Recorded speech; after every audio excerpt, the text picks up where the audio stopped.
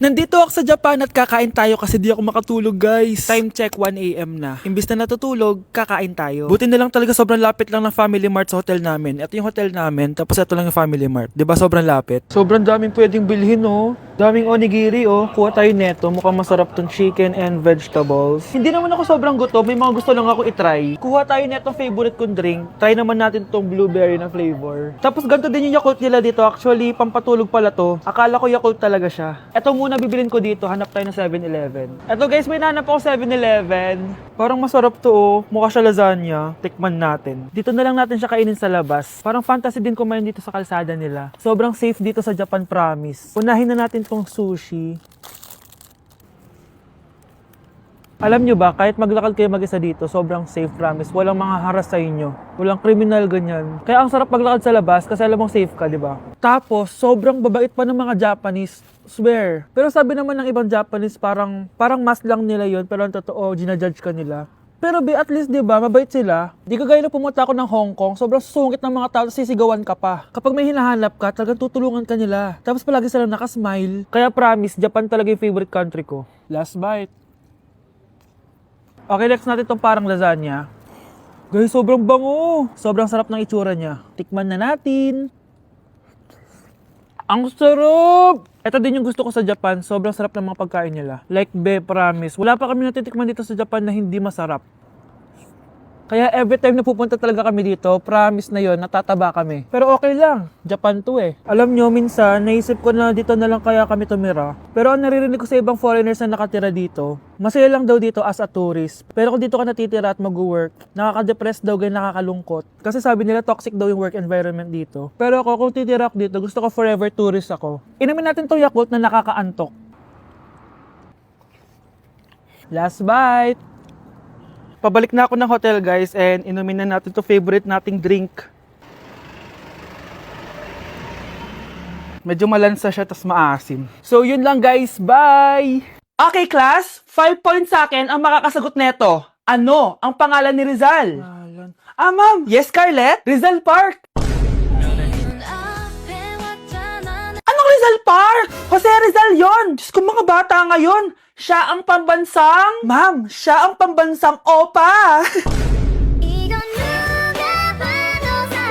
Siya ang pambansang bayani natin. Anong pinagsasabi nyo? Oh, kompletuhin nyo to. Ang kabataan, ang pag-asa ng busan. Mali! Bayan! Pinagluloko nyo ako, ha? O eto, ano ang sinulat na libro ni Jose Rizal? Ma'am, El Filibusterismo. Imnida. Tama na sana eh. Naloloko na kayo sa K-pop at K-drama na yan, ha? Last na talaga. Ayusin nyo na. Okay, class. Last question. Sino ang kapatid ni Rizal? Kapatid ni Rizal? Ma'am. Eto, sure na ako sa sagot ko. Yes, Scarlett. Ang kapatid ni Rizal Park ay si... Si Sandara Park. Hi guys, samahan nyo ako maglaba. Pero, mag-isa lang ako. Samahan mo ako, Bunch. Natatakot ako. Ayaw ako samahan ni Anya Bunch. Guys, tignan naman no. Sobrang tahimik dito. Ito na yung mga lalabhan, guys. And syempre naglalaba tayo dito. Di naman tayo mayaman para araw-araw magpalit at bumili. Guys, nasa 8th floor na ako. Grabe, nakakatakot oh. Parang may umubo.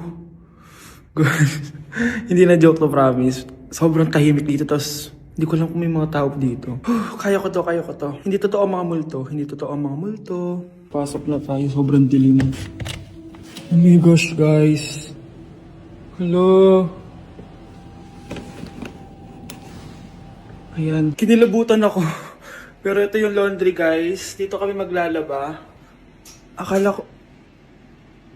Narinig yun? Hindi ko alam, baka tinatakot ko lang sarili ko. Okay, pero maglalaba tayo. Actually guys, hindi naman ako matatakot kung may multo dito kasi hindi ko rin naman sila maintindihan. Japanese yung mga multo dito, guys. Nissan, Honda, Mitsubishi. Baka biglang may maghanap ng hustisya dito sa hallway. Ang katakot. Bantayan nyo ako, guys, ha. Pag may gumalaw, sabihan nyo lang ako. Comment kayo.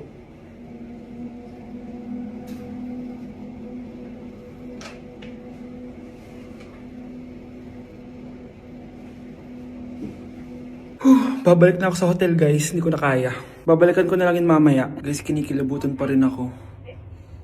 Babalik na ako sa room, balak dyan. A day in my life, pero hindi ako magtatagalog, magkakapampangan ako. Nung Eyo Balo guys, kapampangan ko, yes. May panganak ko yung Pampangan eh. Pero ako masyado magkapampangan ka ng video ko. So lumuwal kami ng abe ko, munta kami king outlet store. And medyo marimlaking wall. Sana li ko mangalgal ne. Ako Balo, pero bala mo awkward kung magkapampangan king camera. Pero alin ako makalina magsalita pa checking personal. So tara, tuki kayo kaya kami. Lumuwal tayo na guys. Diyos ko, karimlan eh. Mga syas na ako. Mga syas na ako gamat. Balo yo, adwang Domingo na ako choluang bansa. Kukutang dana nung kapilang kumuli ako nung muli ko pa. Keling Japan eh, uso yung motor ampon tricycle. Gamitan da kaya ni train. So lungob ta na Keling station. So salita ng ticket. Ticket. Kapag Tagalog, ticket. Pero pag Kapampangan, ticket. Dapat maka-emphasize itang K. Keling Japan, balong-balo mong mabulok yung asbuk yung kasabi mo. Kapag mamasok yung asbuk, itry tayo. Ay, ayun na papansin din sinabi ko na. So atso kami ngayon ni Kening Mitsui Outlet. Kasi wala na kami agawa ka rin pera mi. Kaya iwaldas mi nemo. Kaya bang, joke yaitan eh. Danupa na ako, grabe. Mangalgal din kalamnan ko. Mantunta mong pipanganan, tara. Manganta na. Sakto ya mo. Mas masarap na pala magluto din Kapampangan. Biro mo guys, pero okay naman. Ladies and gentlemen, mga ikasiko kabukanan, let us all count down. Sana maganda. And lift our eyes. 3, 2, and 1. Ayan, this signals that the spirit of the season has a... Magkano budget dyan? 500 pesos? Update sa nawala kong passport. 9 o'clock na ng umaga at literal na wala akong tulog sa kaka-overthink ko. So pupuntahan ko na yung store kung saan ko naiwan yung passport ko. Lord, sana nandun pa. Nag-search ako tapos 10 a.m. daw sila nagbubukas. So pupunta na tayo doon bago sila magbukas. So naglalakad lang ako papunta sa subway. Nandito na ako sa subway guys and kinakabahan na ako. Hindi ko talaga alam gagawin ko pag wala talaga dun. No, hindi pwede. Makakapag-Japan kami. Kasi sayang yung mga binayad ko, be. Guys, nakasakay na ako. Guys, nandito na tayo. Kinakabahan ako. Tapos naiihi pa ako. Guys, wish me luck, Lord. Please, sana nandun. Nandito na tayo sa Myeongdong, guys. Tapos dun yung papunta dun sa store. Ako lang pala mag-isa ngayon, guys. Hindi ko kasama si Honey Bunch. Solo traveler. Pinapaayos ko kasi siya ng mga gamit. Pag uwi ko dun sa hotel, diretso na kami airport. Ganun. Grabe sa isang katangahan. Sobrang mahal. Mahal maging tanga dito, guys. Wait lang, may napapansin ako. Parang ang fresh ko dito sa Korea. Yun ang glass skin, no? Ito yung store, yung tier-tier. Diyan ko nawala yung passport ko. Loh, tinitignan ako na ito, oh. Guys, may mga staff na. Try ko magtanong if may nakita silang passport. Sana pansinin ako. Hello? Deadma challenge sila, guys. I left my passport yesterday here. Yes. Can you please check? Guys, ano nandito? Pinakabahan na ako. Lord, please. Magkakabait na ako, please. Hala, guys. Hala, ano tong hawak ko? Passport ko yata to. Yes, makakapag-Japan tayo, guys. Over naman, no? Hindi na siya nag-overthink. Inisip ko ngayon, pupunta tayo na Japan. Guys, nasa airport na kami. Tuloy na kami sa Japan. Bye, Korea. Ano masasabi mo? Alis na tayo ng Korea. Babalik pa ba tayo dito? Yes, at sana next time hindi mo na makakalimutan yung passport. Guys, naiiyak ako ngayon. Sobrang lala na nangyari sa akin. Imagine, 8 a.m. yung flight namin mamaya ni Honey Bunch. Nandito pa kami sa Korea. Tapos, ang nangyari, oh my gosh, grabe. Sobrang nakaka-stress. Bumili kasi kami dito sa cosmetic shop na tier-tier. Tapos, edi may mga tax refund siya. Edi binigay ko yung mga passport namin, ganyan. Yung kay Honey Bunch na balik. Tapos ako, ang tanga ko kasi na-distract ako kay ate kasi marunong siya mag-Pilipino.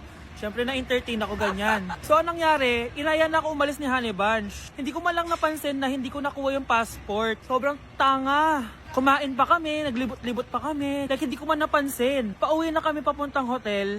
600 pesos yung booking. 10 minutes lang kami nakasakay, tapos chinek ko yung bag ko. Sabi ko, bakit walang passport dito? Wala yung passport ko. Tapos naalala ko, naiwan ko pala doon sa tier-tier shop. Ay, kanina sobrang nanginginig ako. Sobrang gusto kong umiyak. Problema pa is hindi pa siya 100% sure kung sa tier-tier na naiwan yun. Hindi doon talaga, sure ako na sa tier-tier ko talaga siya naiwan. So, kailangan ko ulit mag-rebook ng flight namin papuntang Tokyo. Ang mahal.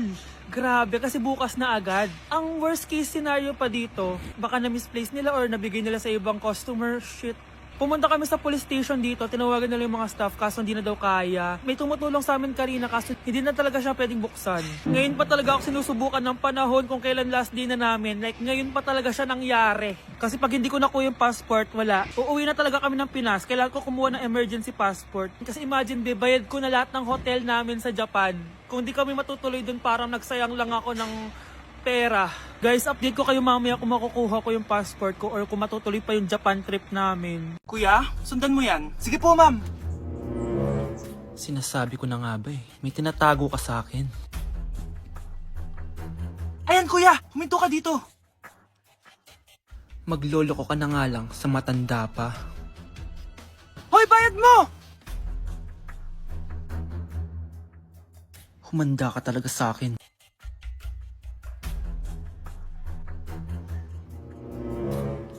Ang sweet niyo naman. May paregalo ka pa, ha? Ano yun? Scarlett? Anong ginagawa mo dito? Manloloko ka! Pinagpalit mo ko dito sa matandang pangit na to? May paregalo ka pa, ha? Eh, sa akin nga, wala kang binibigyan na regalo, eh. Scarlett, magpapaliwanag ako. Manahimik ka. At ikaw naman, matandang pangit, sayong-sayo na tong boyfriend ko. Magsama kayong dalawa. Aba, walang respeto tong girlfriend mo, ah. Ano pinagsasabi mo, Scarlett? Eh, nanay ko to. Excuse mo lang yan. Eh, mukha nga nagtatago ka kanina eh. Nagtatago ako kasi isusurprise namin yung tatay ko. Ganito babae ba yung gusto mo, anak? Yung walang modo? Nay, pagpasensyahan niyo na siya. Tita, sorry po. Anong sorry? Matandang pangit ako, di ba? Lumayas ka dito, babae ka. Sorry na, tita. Ayaw mo lumayas, ha? Brownie! Good boy! Tumakbo ka na. Annyeonghaseyo! Guys, sobrang lamig! Nasa Korea na ako! At syempre, ano pa bang gagawin natin? Titikim tayo ng convenience store snacks! Guys, hulaan nyo kung nasan ako, walang ganto sa Pilipinas. First time ko makakatikim ng mga pagkain sa convenience store dito sa Korea. Grabe, sobrang dami din pagpipilian dito. Guys, ito daw yung kinakain ni Jungkook sa live niya, so tikman natin kung masarap. Guys, simula bata daw si Jungkook, ito yung favorite niyang iniinom, so tikman din natin. Hala, si Jungkook! Akala ko na hospital ka. Resurrection, ang muling pagkabuhay. Annyeonghaseyo! Hala ka, may Korean guys, oh. May mga hotdog din, no? Tikman natin yung mga hotdog nila kung masarap.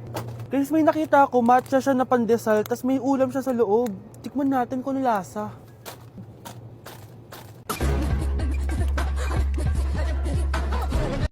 Charan! Tikman na natin sila, guys. Unahin na natin to favorite snack ni Jungkook. Kancho daw yung pangalan nito, guys. Tikman na natin. Sarap! Honey Bunch! And syempre, di natin pwedeng tikman nang wala si Jungkook. Jungkook imnida. Gets ko na kung bakit favorite ni Jungkook. Ang sarap na, guys! May kinuha si Honey Bunch kanina pero parang ang sarap, oh. So, tikman din natin. Ito yung tsura niya. Parang sarap.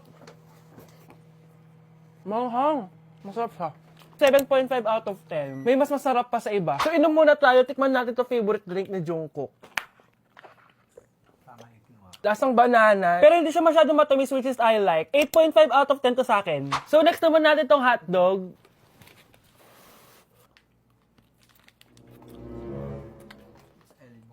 Ganun lasa. Hindi ko siya gusto, guys. Weird na lasa niya. 3 out of 10 lang to sa akin. Hindi ko siya masyadong gusto. Next natin tong dried pusit. So, ganito yung itsura niya, guys. Matigas siya. Ang tigas. Baka niluluto pa to.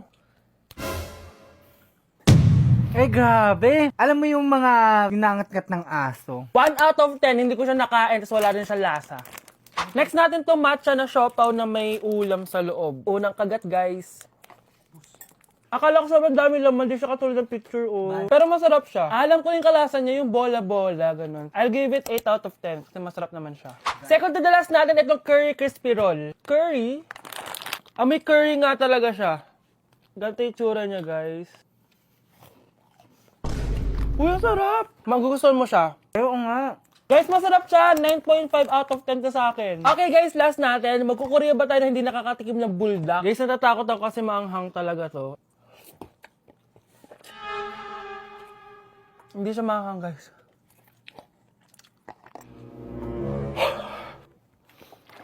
Bibigyan ko to ng 8 out of 10. Masarap naman siya kasi sobrang anghang niya. So, yun lang naman guys. Kung gusto nyo ng part 2, mag-comment lang kayo dyan at gagawin natin yan. So, bye-bye!